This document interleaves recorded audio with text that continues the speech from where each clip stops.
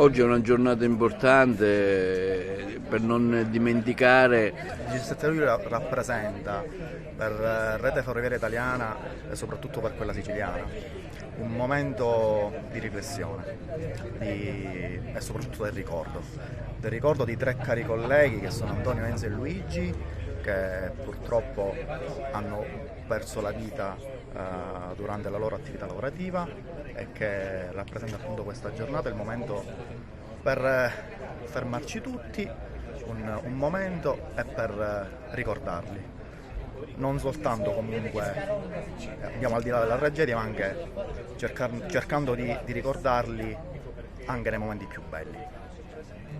Il 2014, quando è successo la tragedia, io ero in servizio a Canichetti e abbiamo appreso questo tragico evento che mi sono reso conto subito che aveva creato dei lutti pesanti alle famiglie.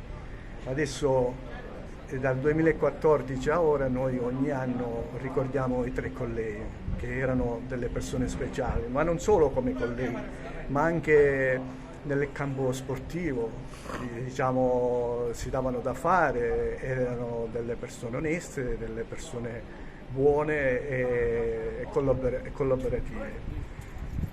Adesso fra un po' metteremo una corona sulla lapide in memoria di questi tre colleghi. Ecco, ricordiamo quando successe l'evento e dove successe. Successe, diciamo, a pochi chilometri da Agrigento, no? Sì, era successo sulla linea Canichetti-Gela, è successo come il 17 luglio 2014 nel pomeriggio e praticamente io che ero in servizio a Canichetti ho appreso la notizia e sinceramente tre colleghi che conoscevo bene mi ha fatto togliere la corazza che ognuno di noi ha, assieme a un altro collega ci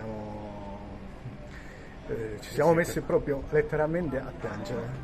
La sicurezza com'è attualmente nelle linee ferrate? Ecco, voi come presidente ci sono disservizi o diciamo siete soddisfatti? No, io posso dire che sulla sicurezza non si è mai soddisfatti, però posso dire che la mia azienda RFI ha puntato assai sulla sicurezza, ha investito e continua a investire, lo vediamo con le varie disposizioni, con i corsi di aggiornamento, è molto sensibile perché quel fatto ha sconvolto un po', non è che dico in quegli anni non c'era la sicurezza, c'era la sicurezza, però purtroppo è successo e quindi ha continuato a reinvestire maggiormente sulla sicurezza e per Rete Ferroviaria Italiana la sicurezza è un valore primario.